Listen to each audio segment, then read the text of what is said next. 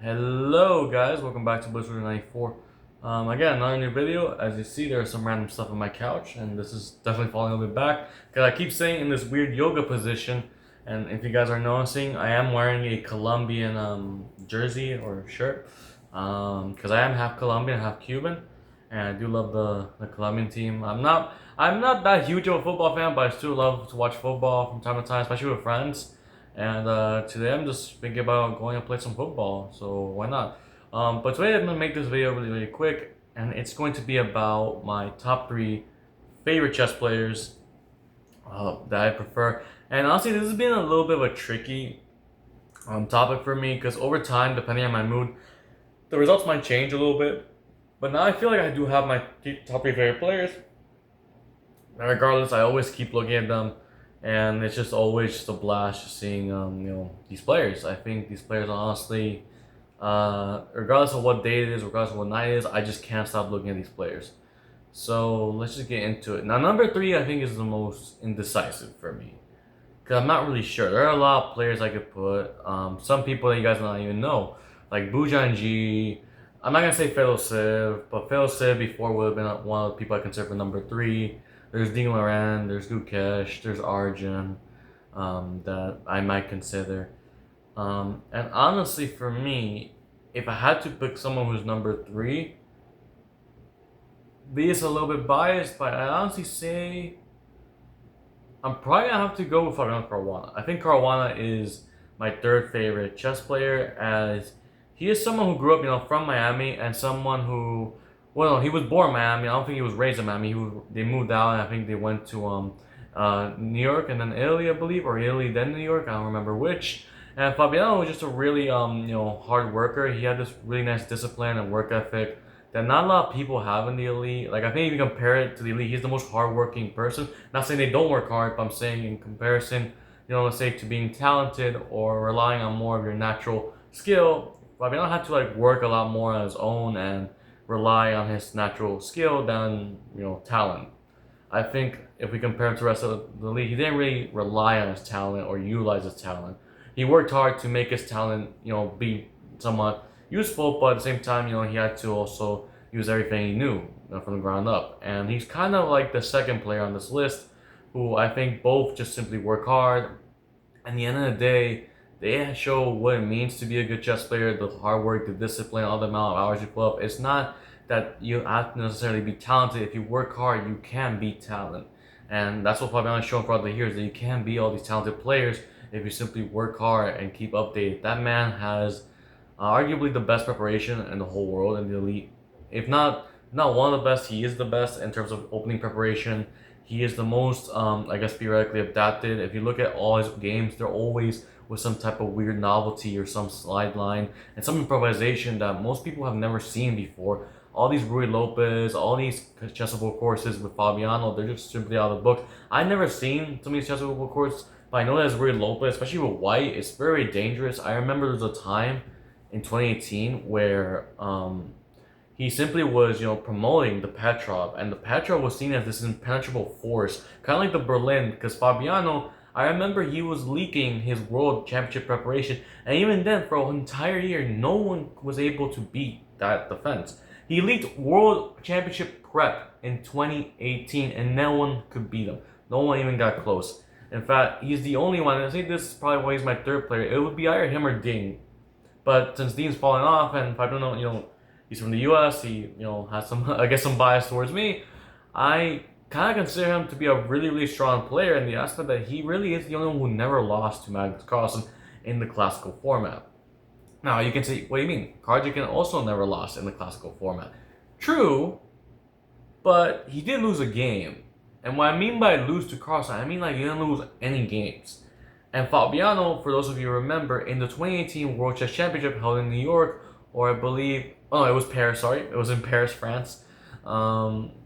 He basically held Carlsen to 12 draws. Flat out 12 draws, complicated chess games that are going on for 5 hours straight or longer. I remember there were games where Fabiano was even pushing, and some games were the engines, and you had people debating on whether or not this was a possible win for a human to even find this combination sequence that would have been a little bit compelling to see for any human, for either side, for Carlsen or Caruana. In the post interview, they were always calculating what seemed to be nearly impossible to find, especially with the amount of fatigue and all the calculations they had to do during their matches.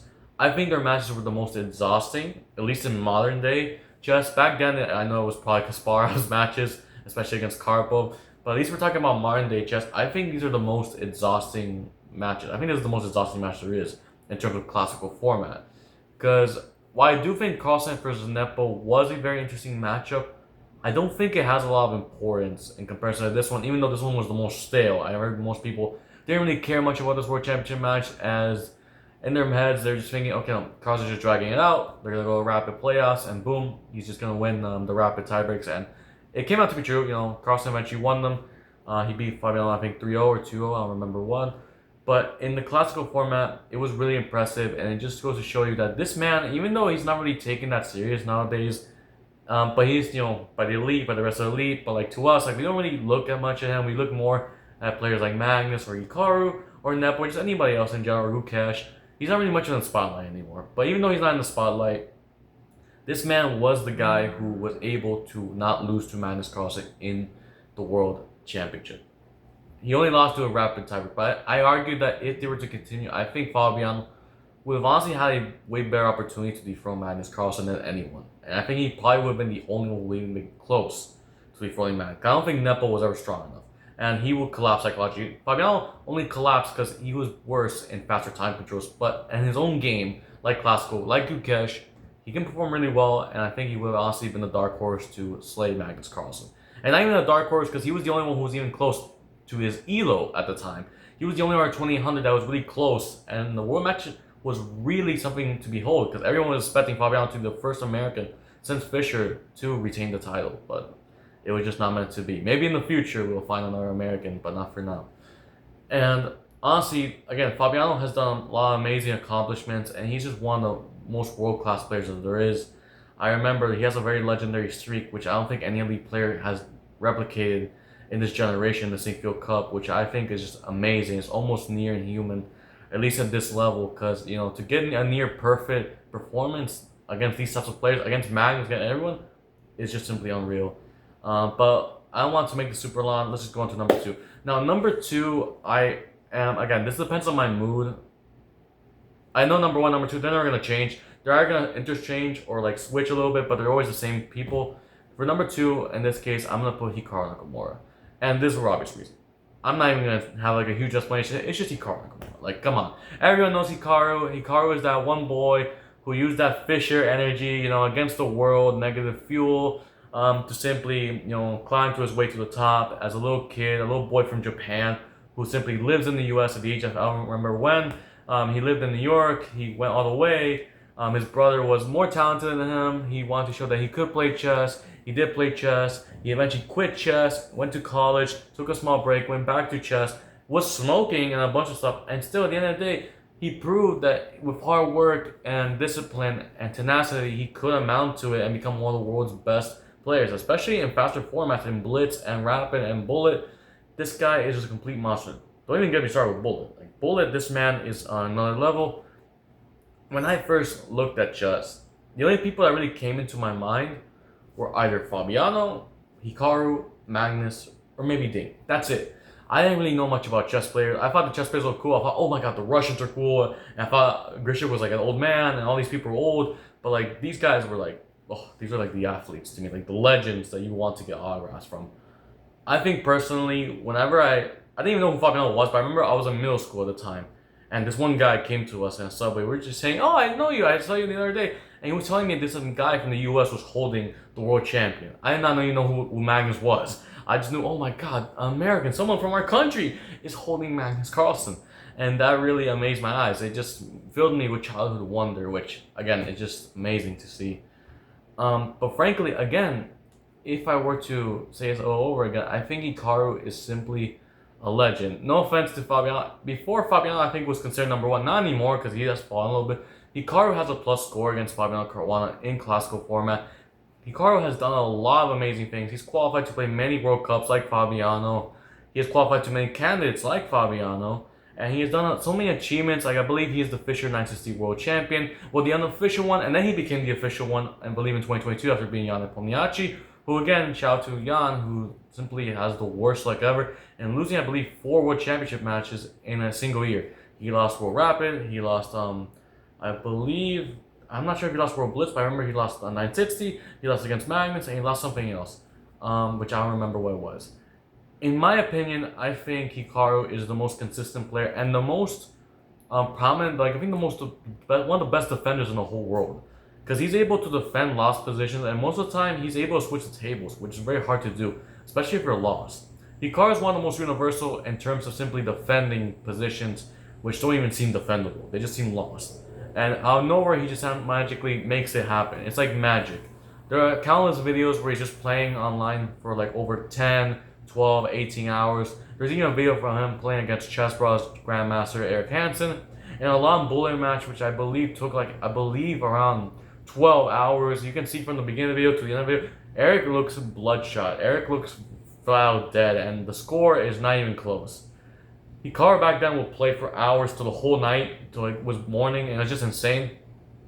He has this energy that no one else has. Like I remember after he won the US Championship or the US Open, I don't remember which, he went out into the lobby and was just playing bullet or blitz against people. I have a friend of mine who, I'm not going to say his name, but he met Hikaru during the Miami Open in 2008 or 2007, I believe, when he was wearing like some weird shirt with chess on it, and there was like a Burger King sponsor, it doesn't matter, and the Las Lugo Chess Club. And I remember after that tournament, he was giving time controls to IMs. He was giving time odds to IMs like Mark Esserman, who at that time was still in college, and he was just winning money left and right, and he would give it to my friend.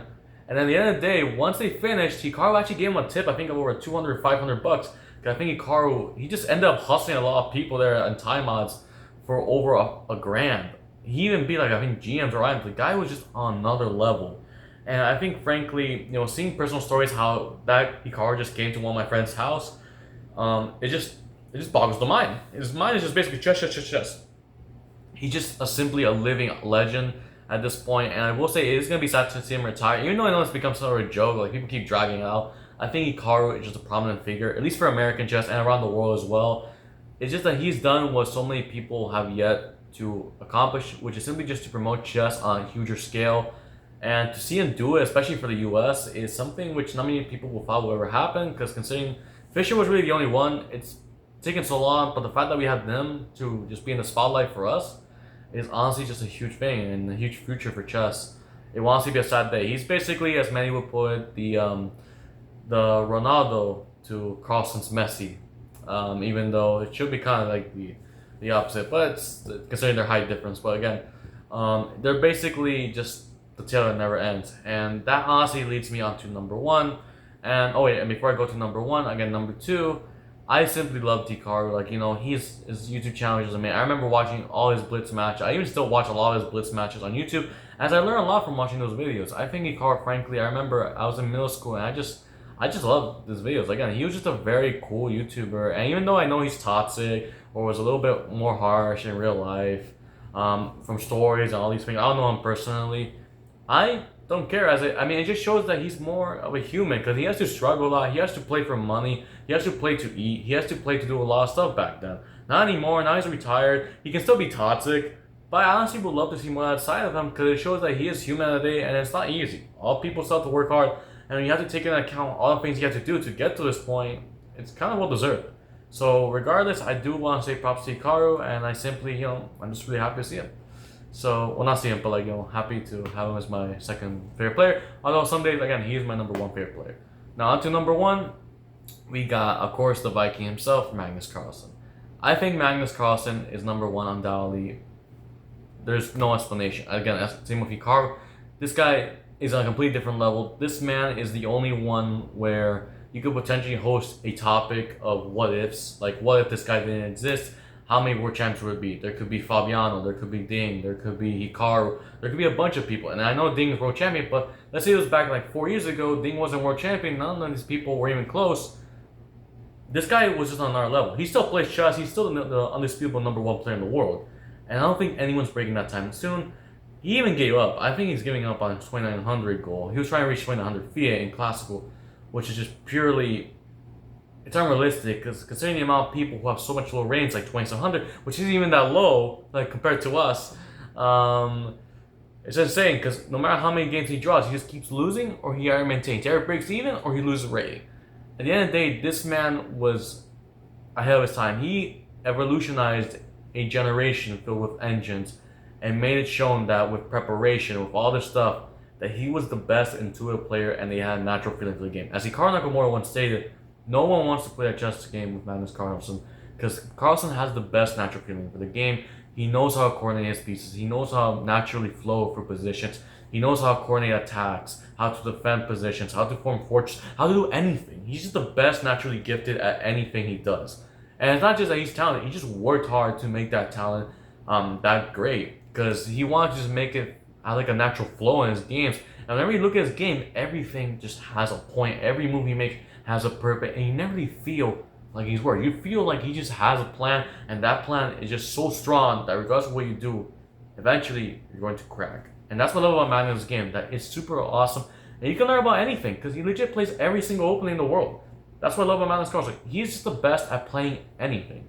And even now in Title Tuesday, even though you see him and Hikaru just randomly making these joke openings, again, it shows time and time this man can play anything, and it's honestly just so crushing the fact of how many people could have been world champion if not for this guy existing.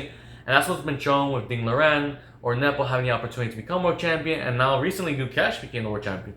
I don't think Gukesh would have ever become world champion. Neither would Ding or Nepo had Magnus Carlsen not stepped down and give the throne voluntarily.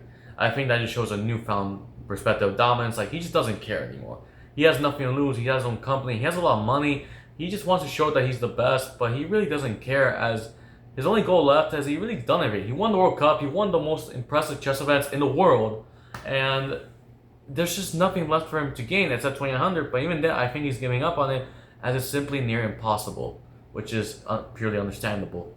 From his standpoint, maybe this was like years ago, he could have potentially achieved it, but not anymore. I believe his peak rating was 2882, but that was way back then. I believe 2012, 2014. I don't remember when. It was eons ago, and no one at that time was rated at much below 2700. Like, there was a lot of 2800s to potentially help Magnus get to 2900, but again, it was just never that close. Right now, as again, everyone just keeps lowering. It's not inflated as it once was. I think that's the term that people were using or debating about back then, how the range were really not comparable to now.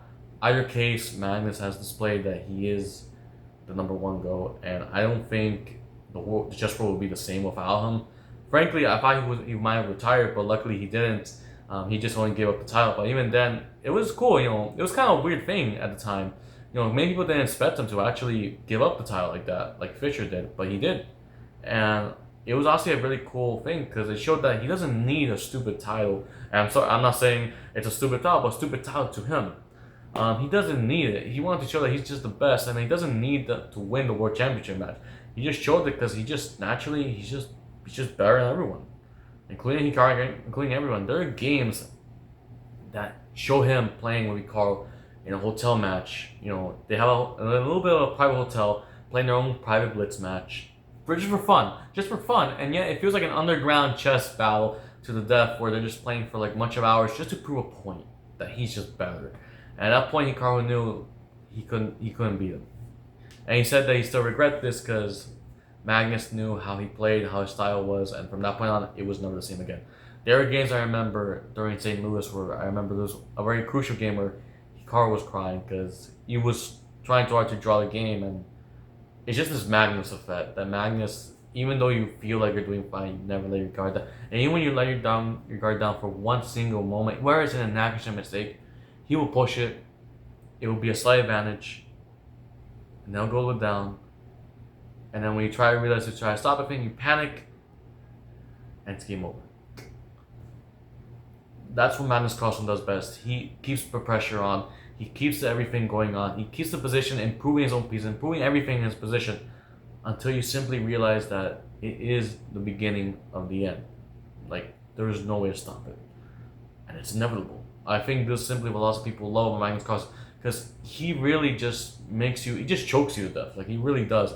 He just strangles you and just simply loves to see your eyes with blood as you simply are just flashing your life, before your eyes. Like, as the life just simply flashes before your eyes when you take your final last breath. That's what Magnus does, and he just does it almost flawless, like near flawlessly. I think he is the best player in the universe, not just in the world.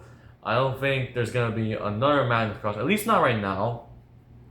There potentially could be another Magnus Carlsen, but I would probably say it's probably when we're all old.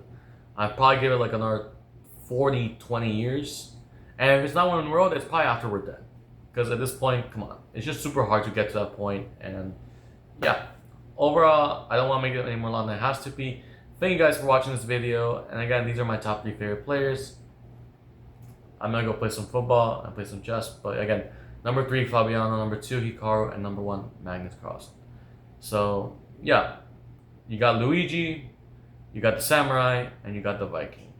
Anyways, I'll just play football. Hope you guys enjoyed my video. And ciao. Let's switch it out.